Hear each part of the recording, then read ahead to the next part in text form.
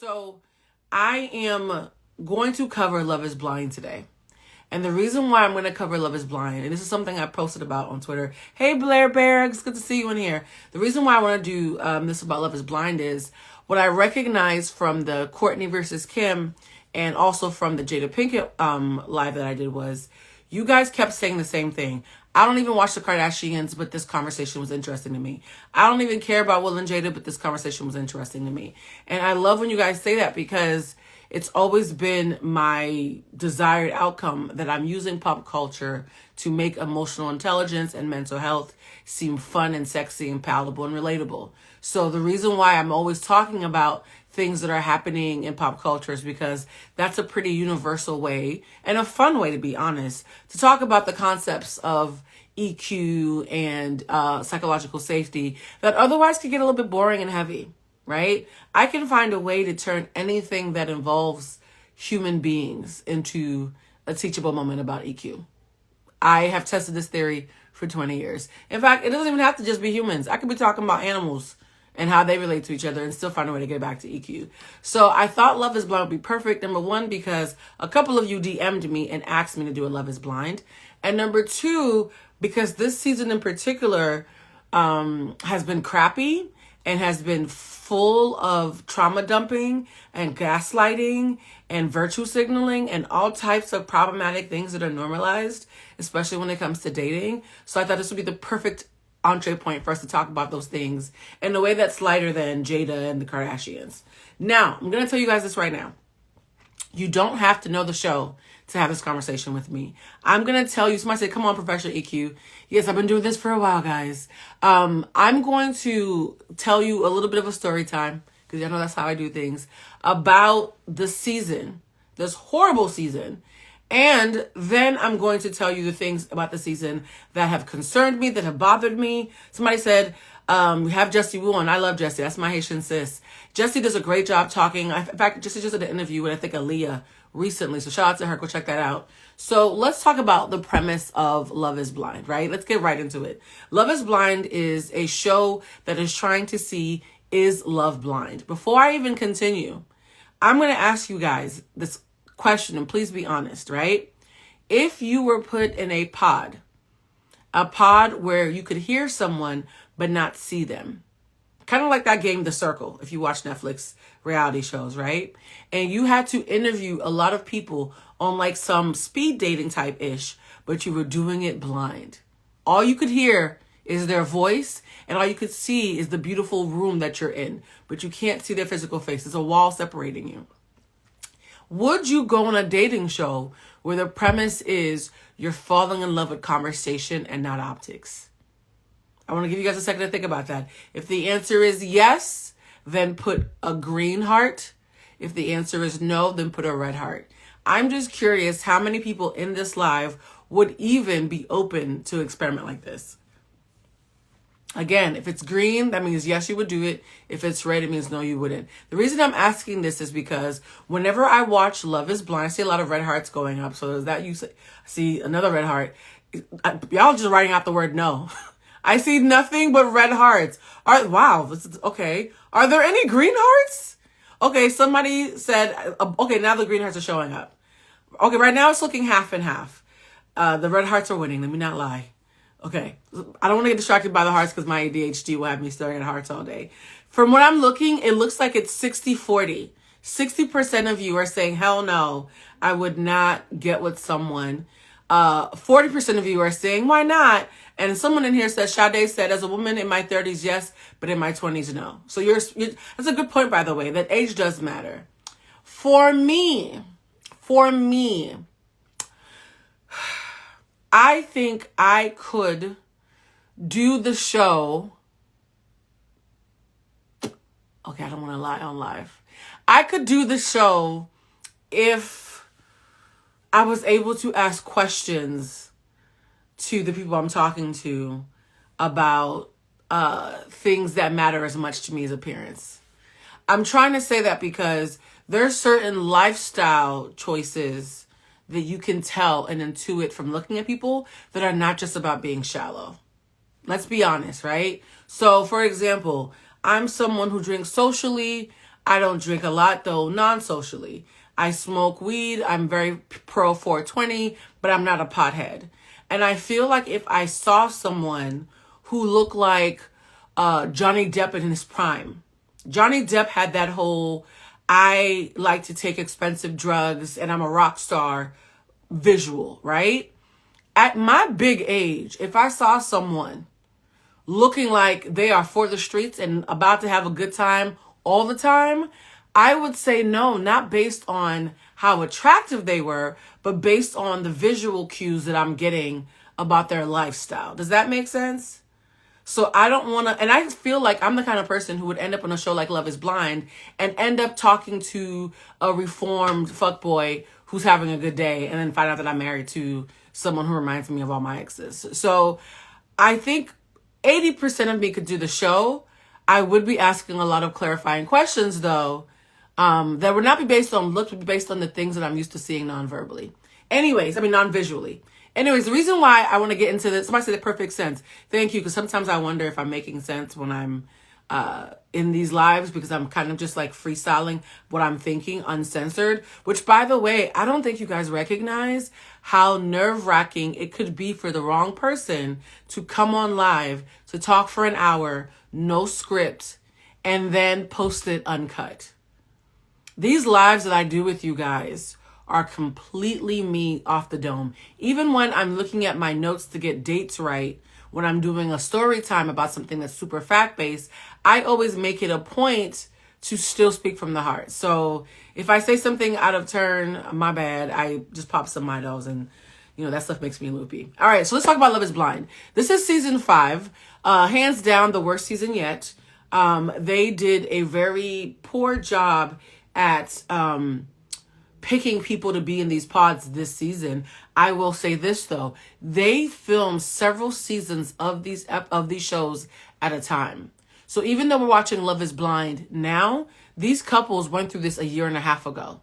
And guess what? Last season, they went through what they were going through a year and a half ago. So I'm guessing they have about 2 or 3 seasons of these shows like simultaneously being filmed at the same time. And I'm saying that to humanize the producers, not to excuse them, but to humanize the producers, because they did something this season that I found incredibly disrespectful and triggering. They let 2 exes on the show. And when they found out that these 2 exes were on the show, they asked them, do y'all want to be together? They said, no, we don't want to be together. Then they said, okay, well, if you're not going to be together, you're not allowed to tell anybody that your ex is on the show. 1 male, 1 female. This was a cis hetero version of Love is Blind. They haven't done a queer version yet.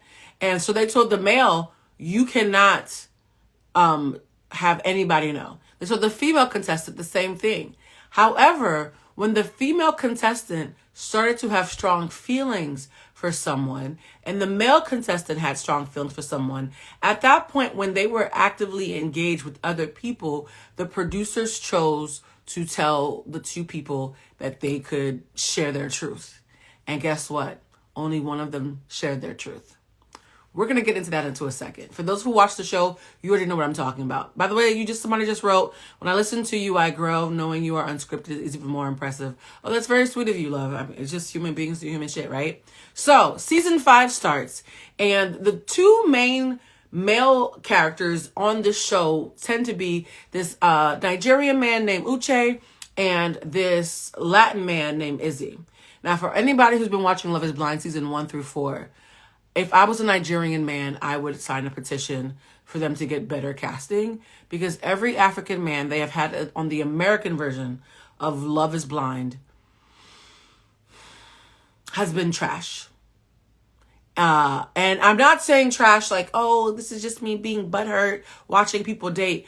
They have psychologists who go on YouTube and TikTok and break down all the contestants, and every single year, the Nigerian one in particular, Niger, stand up and talk to the producers, is always a man who is pure trash. There's a Nigerian person in here who just put a trash can. You guys agree? They're making your brethren look crazy, okay? There was a time in my life where I thought I was going to end up with a Nigerian man because everybody thinks I'm Nigerian. I was like, ooh, let me see what their men are about.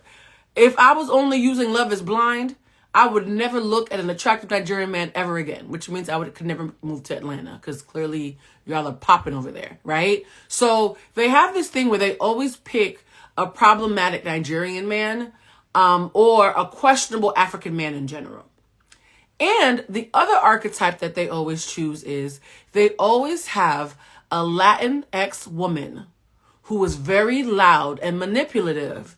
And every time she is held accountable, rather than say, let me think on that and see if there's truth in that, her only response is, I'm Latina, I can't help it.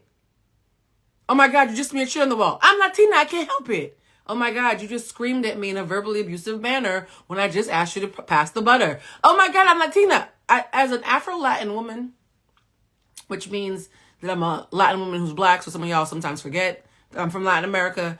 The I'm Latina, this is just how I am excuse is problematic as fuck.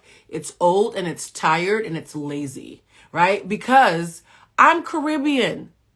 90% of things that are normalized by Caribbeans are toxic from an objective standpoint. And yet I'm an emotional intelligence coach and still Caribbean as hell. So I learned to evolve in spite of my toxic cultural norms. Every time, I'm going to say to all the Latinas out there, next time someone says you have been verbally abusive and or loud in a way that is either off-putting or very condescending, stop saying I'm Latina as an excuse. Technically, I'm one of y'all, even though some of y'all don't claim the black ones of us. Stop saying that shit. You look crazy, you sound crazy, and you're also showing how emotionally immature you are. Because Latin men have a stereotype of being masochistic and having all this machismo, and misogyny, any variety of misogyny or patriarchy that you want. We know that Latin American and Caribbean and African men as immigrants are all seen as the ones who proudly expound those virtues, right? And yet, you still complain that you want them to do better. Someone said, are you reading Jada's book? I'm considering it. I'm a little bit burnt out from that topic. Somebody said, ooh, what country, Blue? What country am I from? My mom's from Haiti. My dad's from Cuba. So because I know that women tend to complain about toxic cultural norms that men hold and are proud of, and we beg and plead for our men to do better, you can't say that in one breath and in the next breath, when it's your turn to be held accountable, the first thing you say is, I'm Latina, I can't help it. Cut that shit out. Cut it out. Okay? Just cut it out. And so I immediately, when I was watching the show and I saw Uche, I was like, oh, Uche, that sounds like he's Nigerian. Uche, please break the cycle. I was begging. Shout out to the Cuban flags I see here. I was begging for Uche to break the Nigerian curse. He did not. Okay? Now, another thing on these shows is there's always someone black who you can tell really wants to date white people and who goes out of their way either not to sound black so that they can still get chosen by a blonde girl, or they go out of their way to be like Mr. Cool, right? Mr. Respectability politics, so that all the white girls around them know, hey, I might have the voice of a Tyrone, but I would like you to still give me a chance. Those archetypes are always present. So when somebody said they love showing black men who are obsessed with whiteness, they do. I will be honest, though, as somebody who has had a brief stint in casting and who used to run a production company in DC, they're not lying when they say that most of the men who show up to these castings are the ones who want white women, and they're having a hard time finding black men who like black women who also want to be on television. That is an issue. Unfortunately, a lot of the black and brown men who want to be on TV want a Becky on their arm. So it's not always the producers. And I'm not just saying that because I've produced programming before. Sorry, I just knocked my phone over. I'm not just saying it as somebody who's produced. I'm saying that if you're only getting a certain demographic of men, and they tend to want women who are as white presenting as possible, even when they are Latin women, they still want them to be blonde and extra pale. It can be tricky for casting, right? We're going to get into that in a future episode of the podcast. Anyway, so I'm watching the show. I see Uche. Uche is talking to everybody. He seems to be a nerd. I think he's an engineer. He's very smart. And so you're watching Uche talk to different people. Then you see Uche talking to a young lady named Aaliyah. Aaliyah is a very cute, dark-skinned black woman. And I would say chocolate, because people get really sensitive if you call them dark, because white supremacy makes us all very sensitive. Like, I call myself dark-skinned. I've always called myself dark-skinned because I'm the exact same color as a Snickers bar. And I once went on a podcast talking about the plight of dark-skinned women as far as desirability politics, and was stunned, absolutely stunned, when I went into the comment section and some of them told me I'm not black enough to have that conversation. I don't know in what world chocolate is not black enough, but I've just learned that color is subjective, and I'm not the last shade. There are a couple of shades after me, but some people, when they are in pain, unless you are in pain exactly like them, they take offense to you calling yourself anything. I think Aaliyah is a beautiful chocolate-skinned woman, just to be accurate. And so Aaliyah and Uche are talking, and they are vibing. And it's so clear she's black. There's nothing about you hearing Aaliyah's voice, hearing the connotations she makes in conversation, hearing the jokes she makes. The minute you hear her with her eyes closed, you know it's a black woman. And Uche is still leaning into her. So I'm like, wait a minute. Did we find a unicorn? A black man on reality TV who's Nigerian, on Netflix, and actively excited about dating another black person. I was excited. I was like, look at God. Because here's the thing, guys. I've said this many times. I have no problems with interracial relationships. A lot of you do. And I'll let you have that because our pain can manifest in different ways. I'm not the girl who sees people in interracial relationships and immediately gets upset. I am the girl, though, who understands how women are often leveraged in public settings as trophies. And you can always smell the guy who wants somebody who's as close to white as possible as a status symbol. That's what I have an objection to. So it's not about interracial dating at all. It's about the intention and the problematic internalized anti-blackness that sometimes, actually, let me stop lying, a lot of times manifest in preference. Preference can often be a mask for you to hide behind beauty standards rather than admitting that all the anti-blackness that you were taught as a kid, some of it seeped through. In fact, I have a friend who I've known for years, knew he was a colorist, and he was hanging out with me recently. He came into town, we were hanging out, and he said something that was so colorist that the whole room started laughing. And I pushed back a little bit, very gently, and they were like, oh, Blue's being nice to you. And he was like, she is being nice, but Blue, you're right, I'm a colorist. And he admitted it. And I'm going to be honest, I can respect someone who can admit their shit. I'd rather you tell me that you're colorist than have you and I have an intellectually dishonest conversation when you and I both know what's going on. So the fact that he actually admitted that, he got cool points. You guys, one of the things you're going to learn about me is just because I'm calling something out doesn't mean I'm demonizing you. It just means that we have to call a thing by its name before we can do better. A thing has to be accurately identified before you can grow from it, right? So if you can't even admit what you are, there's nowhere for us to go from here. So I'm watching Uche talking to Aaliyah. They're having these beautiful conversations.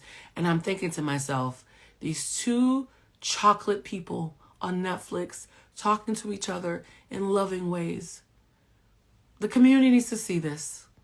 Good for them. We always see the visage of a relationship where it's a black man with a white woman, a black man with a white presenting Latina woman, a black man with a very light-skinned or biracial woman, or a black man with a brown-skinned girl who's so ridiculously attractive, even someone who was a Nazi would have to admit she's a bad bitch. By the time you get to the brown girls, they gotta be so bad and so fine and so fly and so on top of their stuff just to compete with the most mediocre of other varieties of women. By the time you get to her, she's slumming. Like she should be the next Michelle Obama. Why is she even on the show? So it was interesting for me to just see the show start off with two black people loving on each other with no asterisks. And I was so relieved. And somebody said, no lies told. These little microaggressions, I can recognize them without being in pain. Because a lot of times when I call things out, you guys are like, but what about? And you get very angry and emotional in the comments. And you talk to me as if I'm being emotional. There's nothing emotional about how I'm conveying this. I'm saying the reality of what reality television looks like. Brown-skinned black women on reality TV, several producers, including white producers. I can't tell you how many white people I know in casting have called this out. It's not just something that a bunch of angry black men are calling out because y'all love to play that card. White production teams are now saying out loud on camera, we're having a hard time finding black men who like black women who want to be on TV. So watching the show, they're having a beautiful exchange, and then the first red flag happens.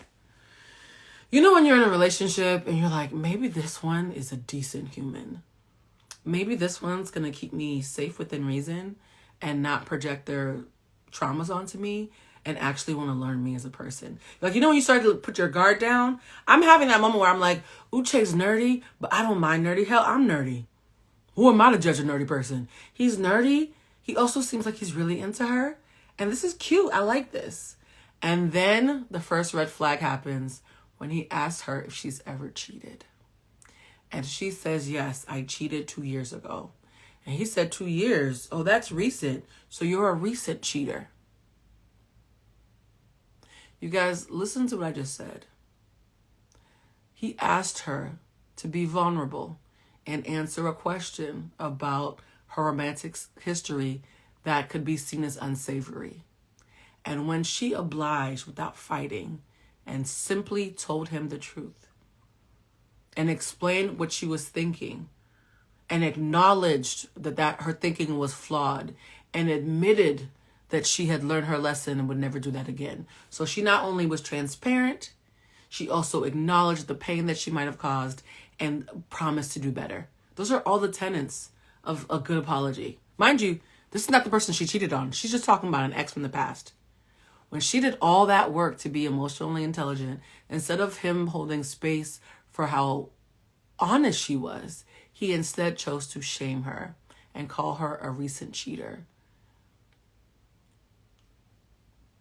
I want you guys to understand how quickly I sat up when that happened. I was like, oh, the curse isn't broken. The curse is not broken. Fellas, ladies too, or non-binaries. Hey, Jason, I love seeing people I love in here. We're talking about Love is Blind, by the way, and all the lessons we can learn about dating and not dating properly from the show. When you are dating someone and you are asking them a vulnerable question, when they answer you honestly, shaming, judging, and acting triggered by their honesty is really fucked up. What you are doing is what we call incentivizing silence. For those of you who cannot afford to take my class but found yourself in this live, please get some pen and paper so you can get yourself from some free game. This is a free game. When you make people feel dirty for being vulnerable and honest around you, you are incentivizing their silence. You are saying, I'm going to trap you by telling you to get naked in front of me emotionally, just so I can point at all your stretch marks and wobbly bits and body dimples afterwards. And some of you are saying, but Blue, what if the thing that they are saying is reasonably shocking? Because that's true. Sometimes the truth is ugly, right? So what do you do then? The answer is you acknowledge how much courage it took for them to be honest before you talk about the fears that it triggered in you. Because then you're saying, pause. You just told me that fucked up story with no shame. That is amazing. Thank you for trusting me enough to be that transparent. You could have lied. You could have told me to mind my business. So I'm acknowledging what you did took courage. I also want to be honest and acknowledge that I'm still working through my own shit. And as someone who has really, really bitter feelings around cheating, hearing that you cheated in the past makes me feel scared. So let's talk through that. And I want you to know that I'm talking you through that not because I'm demanding that you explain yourself to me. I'm asking you to talk me through that so I can understand who you are today. And I don't judge you based on that answer you just gave me. Does that mean that by the end of the conversation, you'll be able to excuse their cheating? No. But you switch from being someone who's triggered and being accusatory like a prosecutor to someone who's triggered and being introspective about what works for you and what doesn't. It's you and me versus this. That is always the math that I teach the people who come to my class. It's us versus the situation. It's us versus the miscommunication. It's us versus this problem or this opportunity for growth, right? But he didn't do that. As brilliant as this man purports to be, he didn't do that. Instead, he went straight to shaming her, scolding her, talking to her in a tone that was not only condescending, it was also demoralizing and demeaning. He told her basically that she's not safe with him unless she is perfect or pleasing. A lot of times when people are telling stories, they are so clear about everything that is wrong with the other person, and often they don't look at the environment that they're creating. I can't be vulnerable with you if you are unsafe. So you don't get to act like that and then ask me a week later or a month later why I don't open up to you. So Uche does that, and I was so nervous that Aaliyah was going to take the bait and do what a lot of us do, is turn into a pick-me and start tap dancing for his approval. She answered his questions, but she also cried, and she left, and she was sobbing. When she left and she was sobbing, there was another young lady that was there named Lydia, who ran up to her and said, "What's going on? Are you okay?" Lydia starts hugging her and saying, "He doesn't have the right to judge you based on your past. No one here has the right to judge you." And she's pouring all these affirmations into Aaliyah. "I know what you're going through. You remind me so much of myself, so I'm not surprised this happened, X, Y, and Z." They're crying and holding each other like two best friends. And I'm like, this is a lot of emotion for like the first day of the show. Well, it was like the first 2 or 3 days. Meanwhile, Uche goes back to his boys and says, "Yo, she shared some shit with me about cheating. I was triggered by it, but I'm happy she was honest with me." And I'm like, wait a minute, where was this gratitude when you were talking to her crazy, making her cry in the pod, right? So now Uche has made her cry because he lacks the emotional or social intelligence to recognize that the way that he was talking to her was not the way you talk to an equal. One thing I tell everybody that I get into an argument with, we can argue till we're blue in the face, we can disagree, all that good stuff. What I need you to remember is I'm still your equal on a bad day. On a bad day, I'm still your equal. So anytime you fix your neck to look down and talk down at me, you're looking in the wrong direction, bruh. The minute you talk down to someone, you're either saying they're not your equal or it's a relationship that you're willing to throw away. I don't talk crazy to people unless I'm willing to throw them away. If you ever see me having a conversation with somebody where I got full bass in my voice and I'm talking crazy and I'm squaring up, in my mind, we can end this right now. I'm talking to you like somebody off the street because you've made me feel as unsafe as a stranger off the street. I don't talk to people I love like that, though. If I love you, you could get on my good nerve. I'm probably going to show you more grace than you deserve. You cannot talk to people that you love like strangers. And at this point, they're on this dating show looking for not just for love, for marriage. So this is somebody who's being vulnerable to you because they think they might want to marry you at the end of this process. So they come back in, and I'm so proud of Aaliyah. Aaliyah says to Uche, "The way you spoke to me was disgusting. It was hurtful. It was harmful." And he goes into this thing where he pontificates and tries to be cerebral and smart and clever rather than just being compassionate and honest and vulnerable. He basically says, "That wasn't my intention. I thought what you did was great." And his acknowledgement was anemic at best. He was very anemic at acknowledging the harm he had caused. And you guys know, I always say this, shout out to the handful of folks that I stick in here who take my classes. I can't hear anything you have to say after you've hurt me if you won't even acknowledge your impact. I don't want to hear about your intention, acknowledge your impact, right? If you hit somebody with a car and you jump out of the car, what's the first thing you do? Do you call the police so the ambulance can come because their legs are broken? Or do you stand over them while they're bleeding on the ground explaining that you didn't mean it? When you have hurt someone, even if it isn't intentional, it is incredibly conceited and egocentric to watch them hurting and not speak to the obvious pain and go straight to defending yourself. The person who's been impacted, the person who's been hit, the person who's felt a blow is the one who you need to cater to in that moment because they need to understand I'm acknowledging what you're feeling. You know why? You can't be safe with that acknowledgement. You've already hurt me unintentionally. Now you're going to hurt me again by not even acknowledging what you did. I can't tell you how many times I've been about to have an argument with somebody. I can see it in their eyes. They're like, "Oh, me and Blue about to get into it. I've been waiting for this because this bitch knows a lot of words. Let's see if I can keep up with her." And they come to me ready for combat.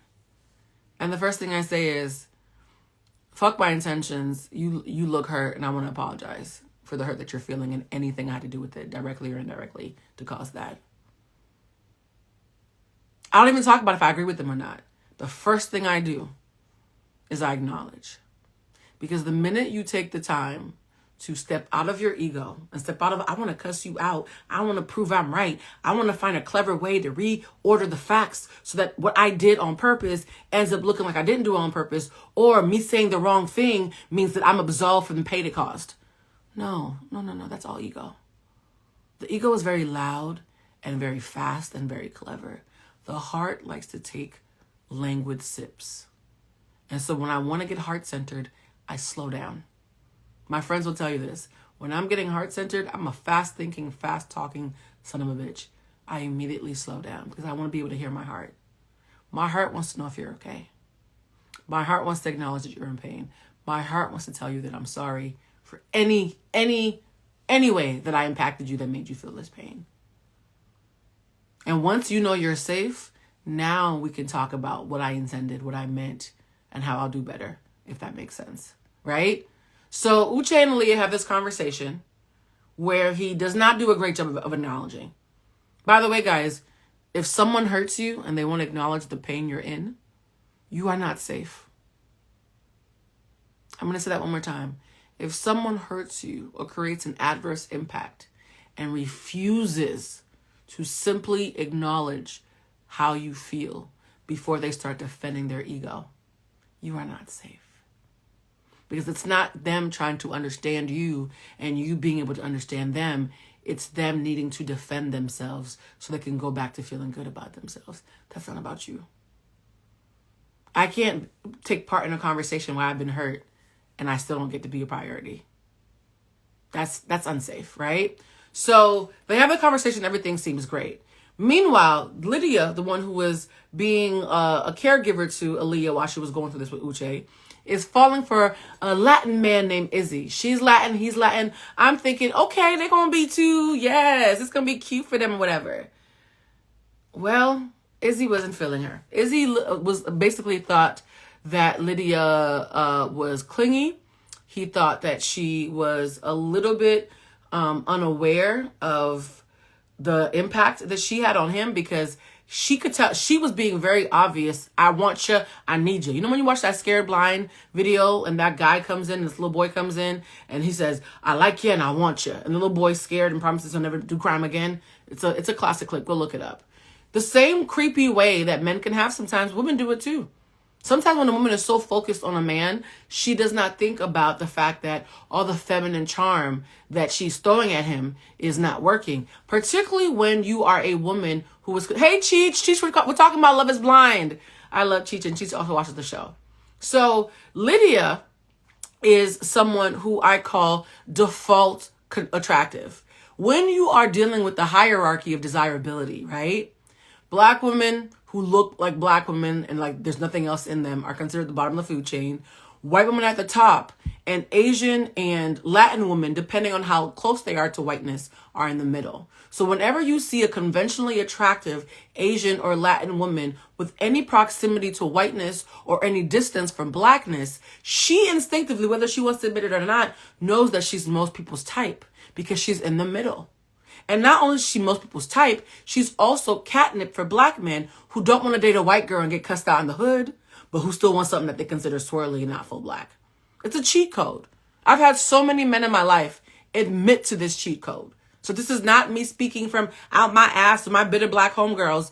Most of my friends are men, guys. I have about 30% female friends, 70% male friends. It's not intentional because I'm very much about being pro-woman. It's just the fact that I'm a very blunt communicator, and most women are socialized to find me triggering because I won't lie under the guise of sisterhood. If my sister's full of shit, she's full of shit. That thing y'all do when y'all lie to each other to make each other feel better, I didn't get that gene. I apologize. So the beauty of having so many male friends, simply because men are socialized to deal with bluntness better, is that a lot of them confess to me, honestly, yeah, I knew I couldn't bring a white girl home, but she close enough. And technically she's half Puerto Rican, half Italian, and one part this and that. So I got away with it.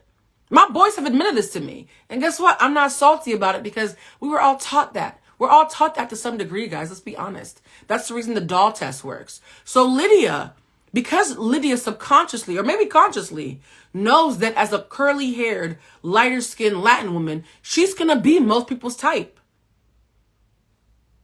It doesn't mean she's pretty. Doesn't mean she's smart. Doesn't mean she's good. She's just lucked out because she is what's considered the safety zone in between whiteness and blackness, right? And so when Izzy is like, yeah, I'm good, I think a part of her forgot that she was in a pod. He can't see you. She kept flipping her hair. He can't see you flipping your curly hair, babe. All he can hear is a clingy voice on the other side. And that's the thing that's so interesting about shows like Love is Blind and Married at First Sight.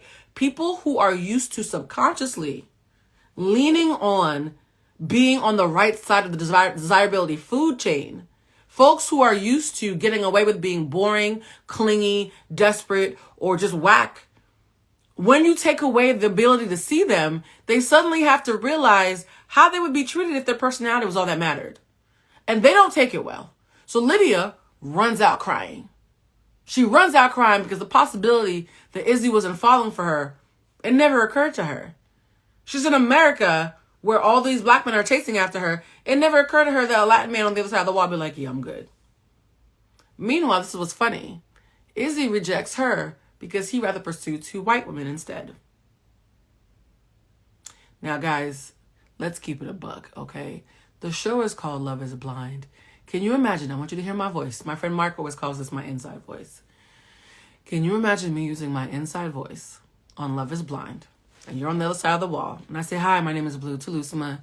I'm a writer, a podcaster, a cultural critic, and an emotional intelligence coach. Nice to meet you.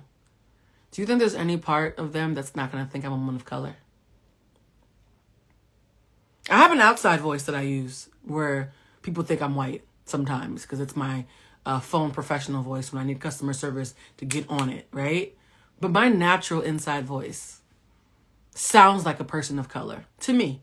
If I'm wrong, write it in the comments, guys. If you think that you could tell, you might not be able to tell I'm black depending on what I say because there's certain vernacular that I use that the minute I start talking in my natural default, by the way, does not include a lot of slang. I naturally don't speak in slang. I've had to learn to infuse slang into my language because people were finding it intimidating.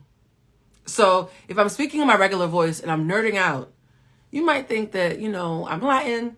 I technically am. You might think I'm black. I think you'd be hard pressed to think I'm white though, right? So when Izzy's talking to Lydia with her thick Puerto Rican accent, he's like, you're Latin, I'm Latin.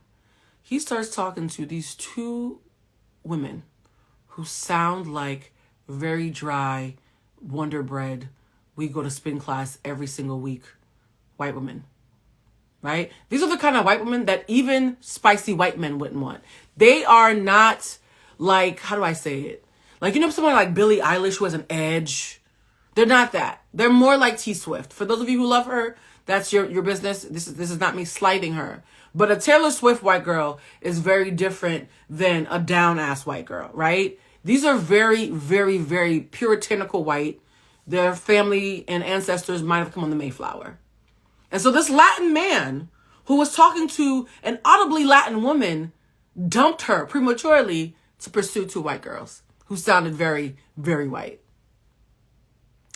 I need y'all to sit with that for a second because a lot of times when we talk about these shows, we think that because love is blind, because you're not seeing someone's face, that racial bias, cultural bias can't sleep in.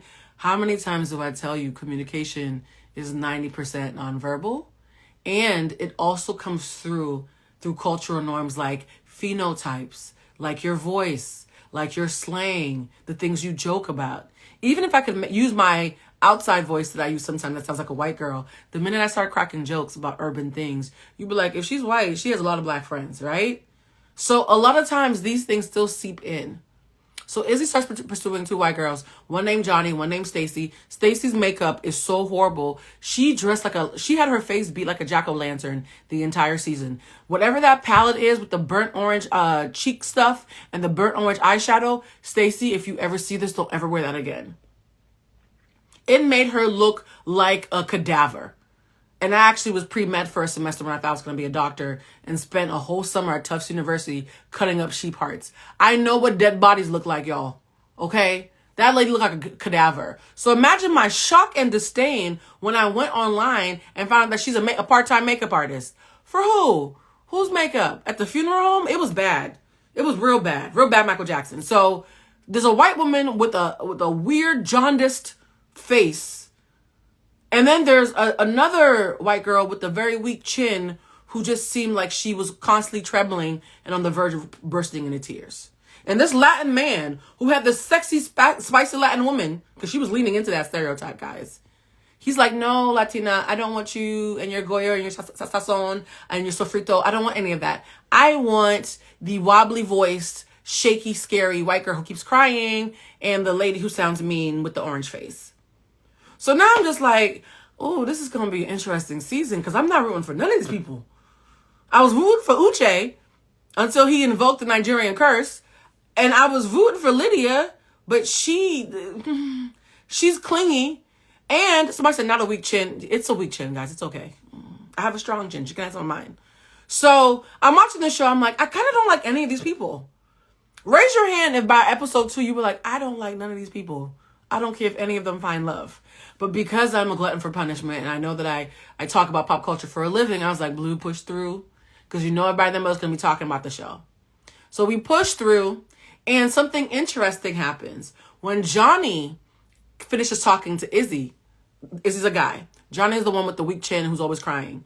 She tells everybody and their mama, oh my God, Izzy sounds fine. I can just tell he fine. I won't be with Izzy. When Stacy hears this, Stacy's like, oh, I'm talking to Izzy too. But I don't know you bitches. I'm not saying shit. Now, Johnny would later call Stacy Two-Face because she's like, you saw me talking about how much I loved Izzy, how much I wanted to be with Izzy. Why didn't you tell me he was also one of your favorites? My thing is, you're on a show where you can only marry one person. Why would I tell my competition who I am? I'm Team Stacy on this one. If you are Team Johnny and you think that if we're on a reality show competing for one man, that I gotta tell you that he's my favorite. So you're Team Johnny. But if you're like me, I'm Team Stacy. Girl, you don't need to know about my business. And honestly, I'm not even curious about yours. Whoever he picks is who he picks, right? That's the name of the show. Somebody says, I don't watch the show, but I'm loving your breakdown. You guys, this show is a hot mess, especially this season. So Stacy does the grown woman thing, in my opinion, and decides to mind her business and have discernment. While Johnny is crying and telling everybody the blow by blow. Every single detail, everything he said. She probably smelled the wall and told them what the wall smelled like. It was a lot. It was TMI. Guess why I'm mentioning the TMI? The same lack of discernment. You guys, they always say how you do anything is how you do most things. The same lack of discernment that was shown with the ladies by oversharing. Somebody said Team Stacy. I'm Team Stacy on this one too. Johnny also had that same lack of discernment in the pods. She went into a date with Izzy and did what we call trauma dumping. She dumped a lot on him. Now, granted, Izzy has his own problems. I'm not gonna lie. If you've known somebody for 96 hours, telling them every overdose that your ex-boyfriend ever had and people going to jail, people having overdoses and X, Y, and Z, that's probably a little heavy for the first week or the first 4 days. Yeah.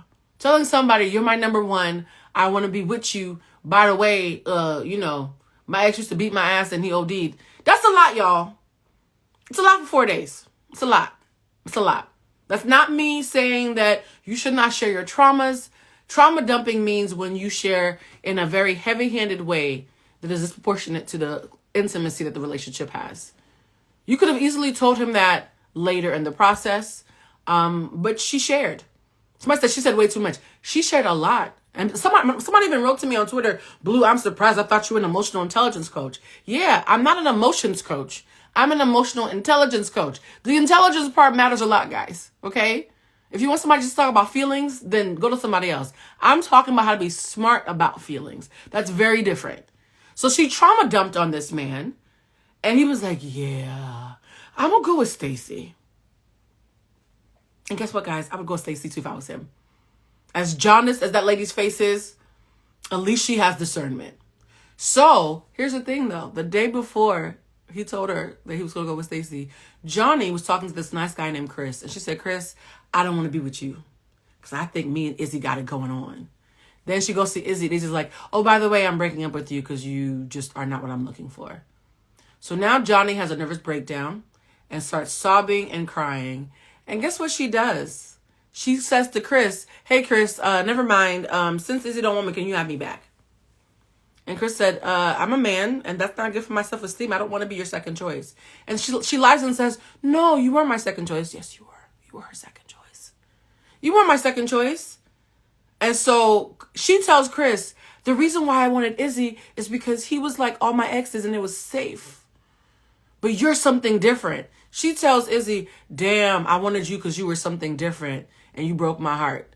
The men get into the pod because men gossip, guys. Men gossip a lot. And they're comparing notes and realize, oh, snap, she lied to both of us. Somebody said, I was uninterested in who he picked when he dumped Lydia right away. Good looking guy, seems like he looked for an image, not a partner. So Johnny ends up with egg in her face because she had 2 men, now she has 0. Mind you, Chris was ready to propose to her. The man who wanted her and was pouring into her and affirming her was her second choice, and the man who was a little bit trickier and harder to get was her first choice. Sounds to me like she hasn't completely healed, right? Because when you watch the show, Izzy wasn't doing anything more grandiose or more attractive than Chris was. He was just being aloof. When people are attracted to aloofness and are unattracted to someone who is in a reasonable way pouring into them, that often speaks to fear of intimacy, because the intimacy that comes from being treated well without having a tap dance for it, that requires you to be vulnerable in a way that you probably are not used to. And so the person who is craftier, trickier, more elusive, having to dance for your dinner and make them like you, that's what you're accustomed to. So that's what you think you're attracted to. So many people have said that they fumbled a good person because they don't know how to receive something without having to work for it. It happens a lot in minority communities where we feel like if it comes too easy, it's not worth it. So she fumbled, right? So now she has nobody. So now Izzy and Stacy, they get engaged. And Uche's like, yo, I'm about to propose to Aaliyah because she that girl. And she forgave me when I showed my ass when she was being vulnerable. Now, I'm going to tell you guys this one thing. I was telling my friend Cheech about this. I find it interesting that Uche has no empathy on the show. He doesn't show any empathy. If somebody else is going through something, his immediate default reaction is to think about how it impacts him and only how it impacts him. So I found it funny that someone who did not show empathy for 3 or 4 episodes of nonstop binging suddenly was so angry and triggered on behalf of a man that he had never met being cheated on 2 years ago. And when he asked her, why'd you cheat on him? This is him asking Aaliyah. Aaliyah said, because the sex was bad. And he seemed to get visibly angrier. This is just my opinion. When a man who has no empathy gets really, really upset when you tell him that you cheat on men who are bad at sex, what do you think is really triggering him? When a man who does not have empathy for other people suddenly gets angry at you because you said you cheated on your ex for being bad in bed, and he does not show empathy for others in any other way, and now he's claiming that he's mad at you because of what you did to your ex who he doesn't fucking know, what do you think he's really mad at? Anybody want to guess in the comment section? Somebody said his penis. Damn, y'all are being very... Somebody said he got bad dick. Okay, y'all are being very literal. I was trying to be coy about it, but y'all caught it. This is why people don't like arguing with me, because I don't just watch what you say. I watch what you respond to. And when you decide to reveal, you know better. It's one thing to be ignorant. If Uche was someone who just had no empathy the entire time and stood in that, I wouldn't have said anything. But the fact that the only time you show empathy is when someone said they cheated on somebody with a weak stroke and now you mad. I'm just saying, guys, you have to learn how to have discernment and how to watch what triggers people. I'm very aware of what triggers me, and I'll tell you why it triggers me. Not everybody is so aware. So Uche is thinking, okay, I got mad because she broke up with that other dude because he had a stroke game. But like, we apologize. She's still my girl. And because of that, he sits her down on their date that he's going to have with her before he proposes. So at this point, he knows he wants to propose. Even though he's been talking crazy to her and showing no warmth in the moments where warmth is the only thing that made sense, he still convinced himself that he's enough of a catch to want to be with her. So, he decides to tell her the truth. He says, Lydia, I got something to share with... not Lydia, Aaliyah, I have something to share with you. My ex is on the show. And her name is Lydia. And Aaliyah says, the same Lydia who has been consoling me every night when I was crying about you, the same Lydia that told me you didn't deserve me and that I remind her a lot of herself and she always knew that we were going to have problems, that Lydia, the Lydia who called her my best friend, who held me in her arms while I wept last night, that Lydia is your ex. And he says, yeah. She's a nice girl, though. Don't think badly of her. Immediately starts caping for her. And she says, well, the man who just cussed me out and had me crying used to be with the girl who held me while I cried and pretended to be my friend. And nobody told me anything until just now. How do you think I'm supposed to feel? Now, this is where things get problematic. Like I said, what are we talking about tonight? We're talking about Love is Blind and how that show has done something that has triggered a lot of people, and it should. So this girl goes on this show to date a stranger and find love. And her female best friend on the cast the entire time has been with her full knowledge, consoling her about a man that she used to be with herself. So she goes outside and she tells Lydia, hey, mind you, the first thing Lydia does when she sees her is run up to her and hug her. How'd it go with Uche? Are you okay? Let's hug. And she looks at her and says, Lydia, I know. And Lydia says, you know? And she's like, yeah, I know that you used to be with Uche. And she tells her, I'm stunned that you never told me. Lydia says, I'm so happy you know. I hope you weren't mad. And she immediately goes into playing victim.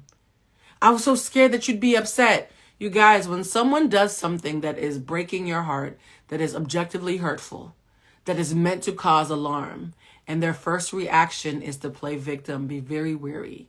Because if I hurt somebody, as somebody with a decent amount of EQ, if I hurt somebody, and I said this earlier, that I cared about, and they were stunned and reasonably mortified, what would I do?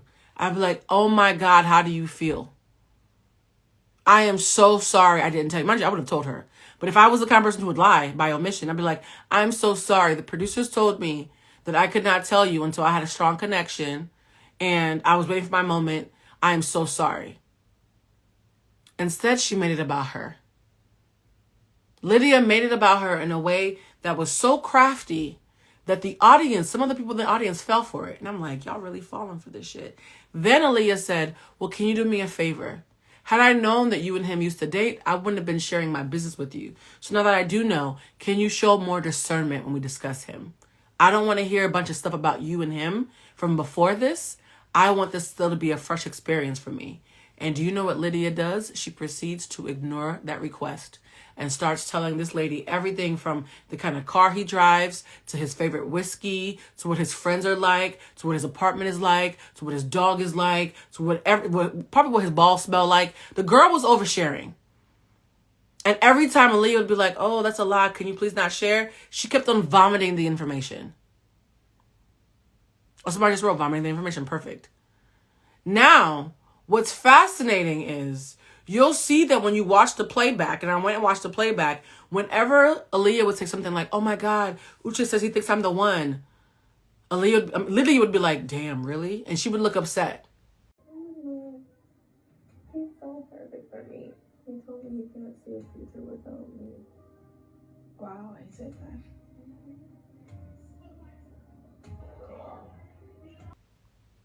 I would have respected her as a woman if she said, you know what? Because I know this girl is dating my ex, I'm going to stay clear of her for the rest of the show. I'm not going to pretend to be her best friend. I'm not going to be the first person running up to her like a puppy dog every time she comes out of a date with him demanding information. I'm going to give her space to have her own journey. And if we're cool, we're cool. And when she finds out that I'm his ex, she'll understand why I kept it cool. And then she'll be able to decide if she wants to be my friend from a place of clarity. Somebody with integrity would have done that. But to go out of your way to be someone's best friend, knowing they're potentially going to get engaged to your ex and they don't know it's somebody that you had sex with is disgusting. Which brings home the point where I knew that Lydia was manipulative as fuck. When she said to Aaliyah, we had sex 3 months ago. We had sex in January. It's only April. I know you can count.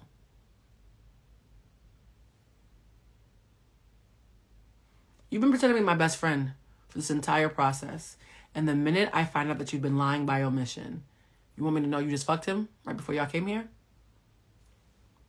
You guys, somebody said malicious. It is malicious.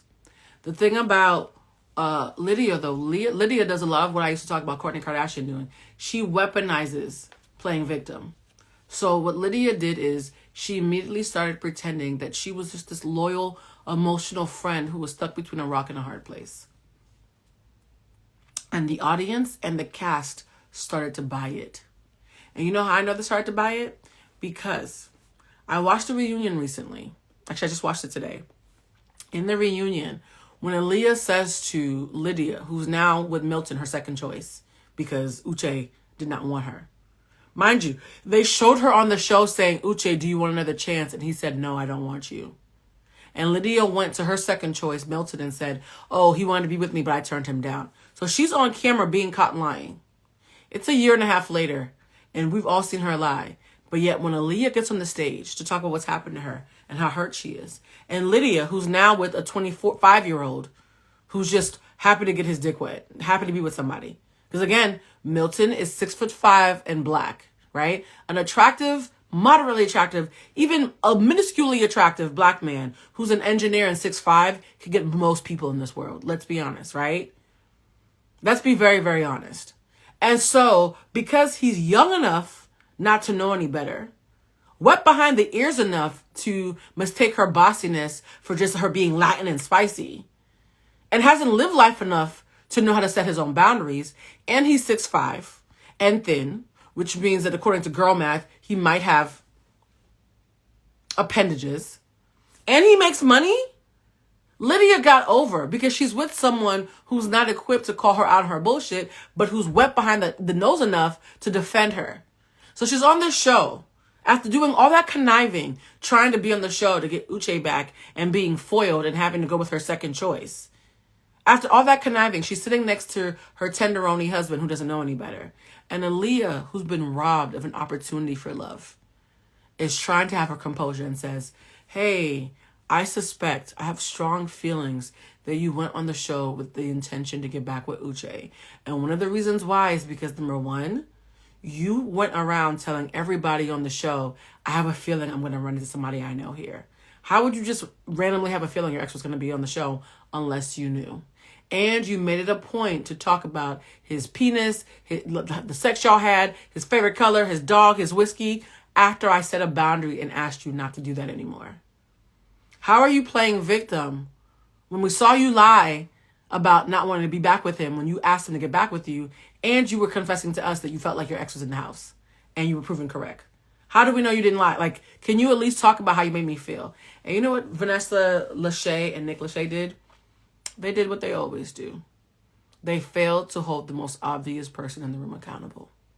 And she got away with it. Not only did she get away with it, then Stacy with the orange face, who ended up with Izzy, but then they broke up. Stacy chimes in and says, well, you know, I know it sucks for you, Aaliyah.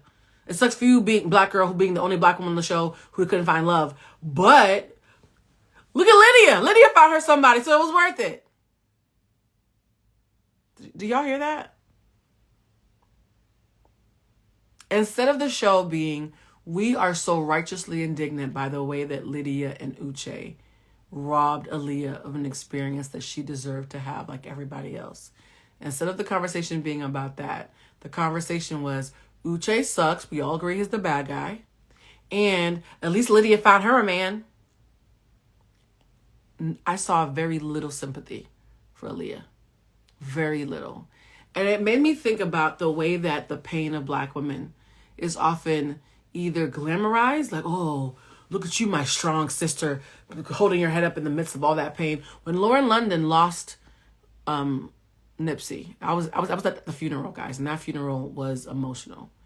When Lauren London stood up at his funeral, and spoke those words, every single person that I could think of who had a mic and a penis said, oh man, she's so strong. It's so inspiring how strong she is. She gonna hold him down even though he's dead. And I was like, wow, that's the only way y'all know how to clap for us when we're being strong.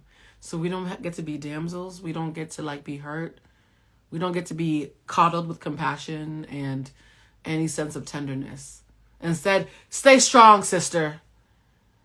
It was jarring to me because I've seen them show more compassion for when another contestant had a hangnail than for Aaliyah being robbed.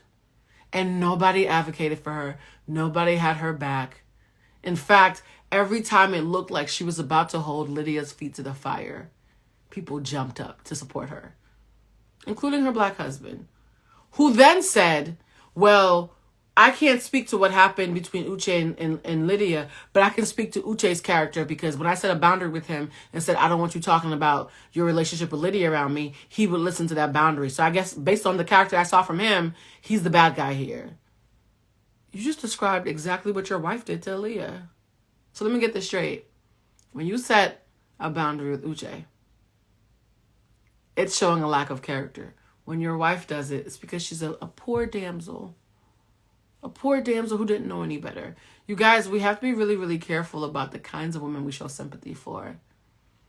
It is very, very rare to see a non-ambiguous black woman who has been slighted be shown a level of compassion that a white or whiter presenting counterpart would be presented with. And that's what was really triggering for me about this show, because it just made me realize that a lot of people are not equipped to show Aaliyah any sympathy, even in a situation like this where it's so blatant that she was done dirty. And for those who are saying, Blue, why are you making it about race? I don't think there's anything that's more steeped in politics and race than desirability. Desirability is tethered to survival. Who you are able to attract dictates your socioeconomic status, your quality of life, your opportunities, and your social standing. So to act like in this big bad world where race and patriarchy and economics affect everything else, you think marriage is the one place it doesn't concern? You think desirability is the one place that these things are not a factor? It was so wild to me when I watched the show, because even Johnny who got called lying, the same Johnny who, after, this is a spoiler alert for those of you who plan to watch the show, after Johnny and Chris didn't work out and Stacy and Izzy didn't work out, Johnny and Izzy were tongue kissing at the club. At the bar. And Johnny, who was running around like a turkey with his head cut off, still got more compassion than Aaliyah. Aaliyah was treated weak chin. Yeah, I do call her weak chin. I'm sorry, y'all. So anybody out there with weak chins, I apologize if that unintentionally hurt you. I just thought some people, I have a strong chin, and I know people get made fun of for that. So, but now everybody's confident with their perceived insecurity. So if anybody's triggered by me saying weak chin, I apologize. I didn't mean it about Johnny though. I really did mean it. So I'm not going to lie about that. So I need you guys to understand, when you watch shows like Love is Blind, don't just be watching them through the lens of, oh, I wonder which couple's going to get together or what mess is going to happen. Please be open to recognize all the lessons that are in there about the dating pool and what people are really, really acting like when they're forced to be in intimate settings, even with the camera on. Someone said, please upload this to YouTube. I need to share this masterclass. Everything is about race because that's the foundation upon which this country started. Amen. I'm just looking at the comments. Nice to see you on here. Hey, Bia. The show sounds outdated. Yuck. The show, you know what is outdated? Vanessa and Nick Lachey hosting it. Vanessa and Nick Lachey hosting that show would have made sense in 1998. In 2023, they are out of touch. They're not likable. All of Vanessa's short stories are her glorifying struggle love and talking about how she had to give her husband an ultimatum just to marry her after 5 years of dating. Like, nothing about them is inspiring, compelling, or even entertaining. I think we really need to have Cameron and his wife on that show, because Lauren, I think her name was Cameron and Lauren. I met them the day before the pandemic was announced at a party at Paramount, and they were lovely in person. The fact that I was riding around Paramount Studios in a golf cart with Lauren and Cameron from Love is Blind the day before the World Health Organization announced that we were in a pandemic because of that, they're forever burned into my brains. And I remember driving around that cart with them and thinking, oh, wow, they're really in love. Like in real life, there's no cameras. We're driving through a back lot and they don't know who the hell I am. And they were so lovely, like in real life. They would be the perfect host for the show. But Nick Lachey and old girl, I know a lot of times when people host these shows, a little tea for those of you who are not in the industry, a lot of times the hosts end up being EPs. So I wouldn't be surprised if after all these franchises, if Nick and Vanessa are not executive producers, which means we're basically asking them to fire themselves. And yes, that's exactly what we're doing. Nick and Vanessa need to fire themselves. You're still going to get your producer credit. You don't have to host everything, especially when the audience is begging you to stop. So guys, I want you to think, before I get off this live, what are your preferences that you can admit are steeped, potentially steeped in problematic or low vibrational things? We all have them, so don't bullshit. Okay? Like I personally, I need somebody with a strong back. I'm a big girl. I need people who can lift heavy things. Now all you shoulder slumped, rounded shouldered, weak backed people out there are like, well, Blue, I feel slighted. Somebody can always get offended by a preference, right? I'm not saying you're not allowed to have preferences. I'm saying please make sure you're being honest about where those preferences stem from. Someone said you should host a reunion. You would light them on fire. Let me tell you, if I host a Love is Blind reunion, a lot of them might not show up because I have questions, like real questions. Somebody said Blue should host. Y'all are really funny. I will say this. Someone said, what do you think about Uche not showing up to the reunion? Well, I think that since Jackie was allowed not to come last time, a precedent has been set that if you're the bad guy, if you're the villain, you get to stay home. So if they did it for Jackie and Old Ears, what's his name? They can do it for him too. It's a bad precedent, but it's already been set. I really think the show needs to examine who they're casting and why they're casting it, because you can't have 3 or 4 toxic Latin women saying, I'm just Latina, that's how I talk. You can't have 5 Nigerian men or 5 African men all being problematic kings and say that is somehow a fluke. What happened is they cast these shows in batch, and whoever had that blind spot transferred that blind spot throughout 5 seasons. If you are doing new episodes, if somebody on Netflix or affiliate with Netflix or affiliate with the show watches this, please stop typecasting. Okay? Please stop. It is annoying. And if you guys ever consider going on a speed dating thing, I would really, really push for you to think about dating outside of your box. Because one thing that we don't talk about is when you heal, your type evolves. I don't want to say the word change because y'all get real mad like, ain't nothing gonna change me. So I'm not gonna say that. I will say that when you heal, your type evolves. I am constantly healing because of the work I do. My love life healed very heavy-handedly last year. There's a lot of fuck shit that I used to be okay with that now makes me nauseous. And I'm recognizing I don't find anybody that I used to like attractive. None of them.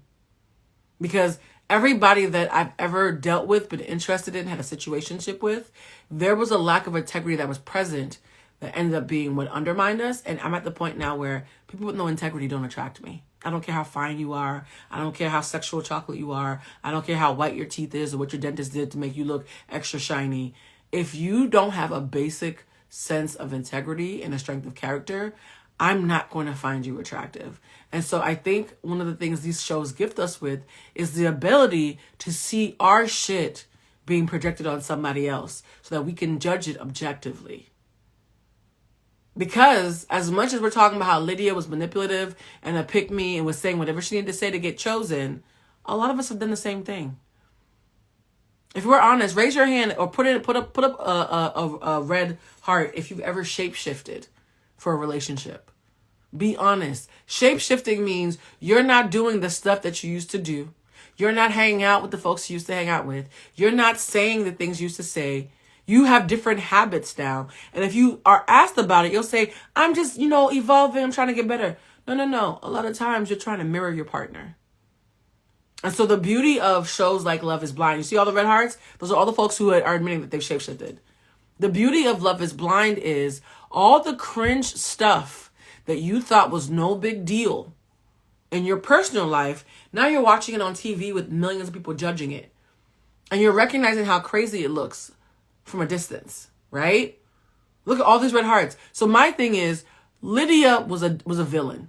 in my opinion. She's a villain who got away with it because nobody was there to chin check her. And the only person who could call her out on her shit was a villain too. That's the thing too, guys. A lot of times when you are a manipulator, when you're a manipulative person and you manipulate because you want to feel wanted, and you manipulate through being a nurturer or through being kind or through playing victim, you find ways to justify that in your head because you just need a win.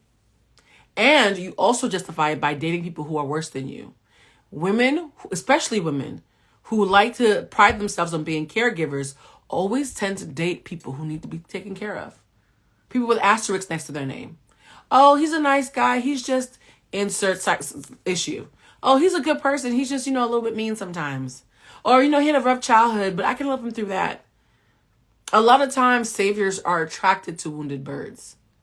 And so I knew that my savior cape had been hung up when I met somebody attractive that I liked because they were not wounded or not presenting their wounds as a bait. Because a lot of people, male, female, non-binary, and everything else, know that if I talk about how tortured I am and what I've been through, that every fuck shit I do is going to be seen through the lens of sympathy. Someone says, do you think that they all want fame first, not really love? No, I think that people who think it'd be cool to be on TV, but who really want love, though. I think there are several people who've been on Love is Blind who really do desperately want love. Somebody in here said trauma bonding. Yes, that word trauma bonding. Let's talk about it. Trauma bonding is a word that is often used improperly. I've said this before. If you go to the ladies' room and you bond with somebody while you're putting on lipstick about both of you having horrible partners, that is not trauma bonding. Bonding over trauma is not what trauma bonding means. Trauma bonding means when someone has abused you psychologically and you still feel connected to them. It means bonding with the person who's caused you the trauma. I had to clarify that because words mean things, right? So trauma bonding is only the accurate term when the person that you're bonding with is the person who caused you trauma. Bonding about shared trauma is not trauma bonding. And it's really, really interesting because when I'm listening to different podcasts now, I've done this thing where I'll try to see how much I can stomach of a podcast from someone who has different ideals or thoughts than me. I can usually only do like 30 minutes before it gets really problematic and nasty and mean-spirited. But what I've learned from listening to snippets of a lot of these podcasts is that people are always complaining that everybody's learning all these terms and don't know what they really mean and they're misusing them and they're walking around diagnosing people. Rose is in here. Rose will tell you the number one thing I say in class is mind your business about diagnosing people unless you are someone who's doing it professionally or in a professional capacity, because what ends up happening a lot of times is we become addicted to diagnosing everybody but ourselves. We could tell you he's a narcissistic, or no, he's a narcissist, because y'all don't use narcissistic, which is the proper term. Y'all say narcissist, which is only 5% of the population. But according to y'all, 80% of people are narcissist. That's not how that works. A lot of people are narcissistic, right? But having NPD, narcissistic personality disorder, is a lot more rare than social media would have you using, right? Because you guys use these words so much, you're diluting them. And so you're not learning about them. You're just using them as buzzwords. And then when somebody who's a coach or a therapist or someone who's into the mental health field uses those terms, the audience is already fatigued because they've been overused improperly or overused in places that they don't apply. But Rose just mentioned, maybe the person who said trauma bonding meant trauma dumping. Trauma dumping is very accurate. Now, trauma dumping is very different. Trauma dumping is when someone says, hey, how you doing? And without checking to see if they have the bandwidth, you just lay a hot turd, just a big pile of a hot turd on them. And they are now like in this position where if they don't find a way to say the perfect thing and be there for you, even though they didn't tell you that they have the bandwidth to do any of this, they're now seen as being not having compassion. If someone trauma dumps on you and you don't say the right thing, they're not going to say that you're cold and lack compassion, even though they're being what I call social terrorists. Those who trauma dump are social terrorists. You are terrorizing this space because you're not reading the room and you're making it about your pain and you're bleeding all over everybody without their consent. Do you guys understand how conceited it is to bleed everywhere and get mad at folks who did not know that you even had anything to bleed about for not knowing how to clean up properly? Victims can be manipulative too, guys. I think when you guys think of manipulation, you only think of aggression. And I'm constantly coming on here and warning you that covert manipulators are a lot more dangerous. I'd rather have a loud, egocentric, I almost said Kanye, but not Kanye, but somebody who's loud and egocentric and obvious. I'd rather have someone like that, so I know exactly what I'm dealing with, than someone who's like, oh, I'm so nice, I'm so kind, I'm going to do all these things, I'm so nurturing, I'm going to take care of you, I'm going to say yes to you, I'm going to shapeshift so I can become you. And the entire time they're doing it because they have ulterior motives to feed their fledgling ego. Exactly. Hurt people, right? But here's the thing that we don't admit. Hurt people sometimes hurt people on purpose. It's not accidental. That statement that we always say is an explanation. It's not an excuse. One of the things somebody said, speaking of social terrorism, when will you be a guest on another pod? Guys, I'm telling y'all right now, you guys constantly ask me about being a guest on pods. The next pod that I'm doing is tomorrow. I think I have a pod with Carlos tomorrow. I have to look at my calendar. And then I'm doing my own pod on Monday. So those are the next 2 pods that I'm doing. And you know what's so interesting too is that like I don't talk about reality shows a lot of the old shows that I've been on. But I think moving forward, I am going to be more honest about my penchant for watching reality TV, because a lot of people think reality TV is trash television. And I say that it is a glimpse into what's being fed to the population. Reality TV is not only what we're feeding people, it's also reflecting back what we're doing. And so somebody like me who loves people watch, there's just too much data in reality television for me not to watch it within reason. Someone said, you killed it the last time you were with Carlos, you gagged him. Yeah, Carlos and I are going to be having a great conversation tomorrow. In fact, that just reminded me I have a lot of admin to take care of. You guys, this is our quick roundup of Love is Blind. For those of you who still want to watch the show, this was the worst season ever. So if I ruined it for you, I don't feel bad. Usually they have 5 couples. This time they only had 2 couples who have made it to the altar. Only 1 couple actually said yes. And that 1 couple is Lydia and her husband, Milton. Her child bride, Milton. So this season was absolutely trash, and I don't feel bad for ruining it for anybody. Somebody said, may I interview you for my podcast? I discovered you on here for the food and followed you everywhere since. Well, hit me up and send me a rundown of your pod and make a pitch. Pitch me, guys. I will say this. Do not have me on podcasts to debate people. And I'm going to say this very kindly. A lot of times when y'all hit me up because you want me to come on a podcast to debate, number one, I don't fight for sport. So the minute I hear debate, I'm already turned off. I don't feel the need to force my opinions down the throat of others. I believe what I believe. I share what I think, and it's up to you how you feel about it. I have no interest in debating someone and making them feel like I can make them have my opinion. Also, no offense, a lot of times the people that you guys want me to debate are not boxing in their weight class. And I'm going to say that nicely, right? A lot of times y'all want me to debate people who need to be taught, not debated. So someone who's uneducated and has a strong and wrong opinion that they have not even vetted through just the most basic of Google searches is not someone who I need to be having a debate with. Because all I'm going to be doing is teaching them. It's not a debate if I'm teaching you a class. That's not a debate.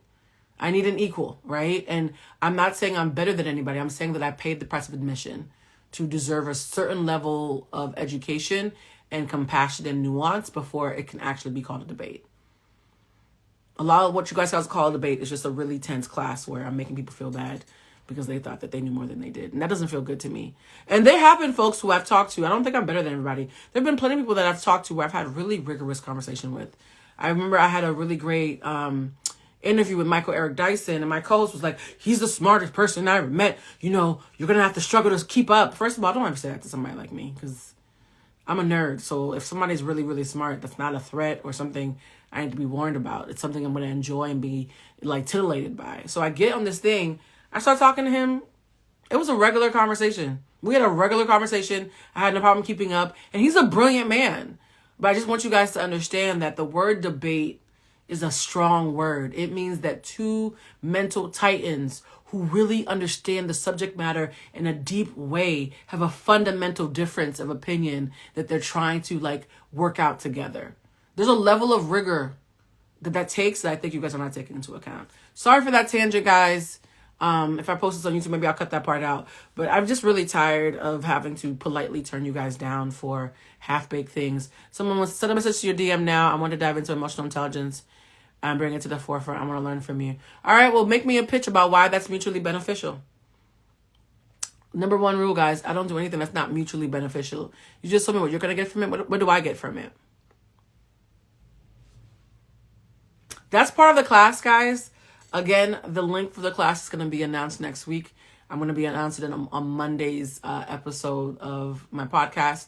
But the class is coming back. And one of the things that everybody who takes my class knows, don't ever do something unless it is mutually beneficial. And here's the thing, mutually beneficial doesn't mean money. It just means when you do things, be clear about what is the incentive for you and what is the incentive for the other person. That way, if things go left, if things get tough, everybody feels like they got something out of it or they knew what they were trying to get out of it.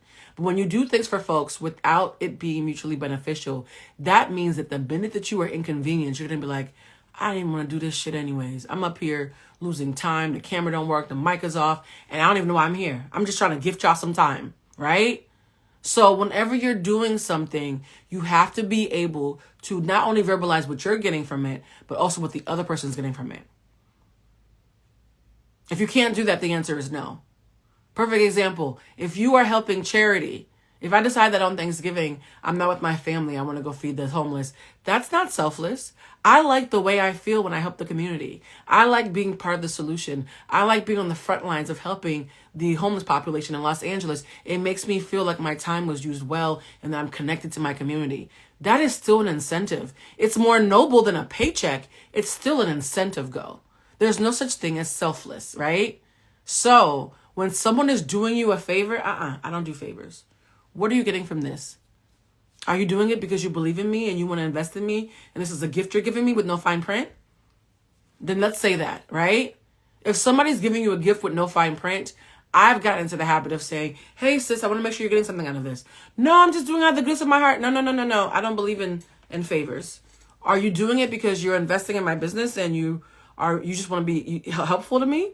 That's great. When you have something that you want, I'm giving you explicit permission to ask. And the reason I'm explicit about it is because you don't want folks who tell themselves they're doing you a favor so that later when they ask you to do something for them and you say an honest no, they can weaponize it against you. That's why I don't believe in favors, right? I had a friend who, no matter what I was going through, she'd be like, hey, you want me to order you some vegan ice cream? Sometimes she would just order it. And I'd be like, girl, I don't want no more vegan ice cream. I'm just having a bad day and I just need to talk. We get into our first argument. This was the first thing she says to me. After all the times I sent you ice cream on a bad day, you want to say no to me about X, Y, and Z? Insert thing that is much heavier than vegan ice cream. And I said, so let me get this straight. You were sending me all that ice cream I didn't want so that when I said no to you about something that I couldn't do, you could throw it in my face? I said, girl, don't ever send ice cream to my house again. There are people in this world who do unnecessary things to be kind to you because they want to show you how much they can give, even if you don't want it and didn't ask for it.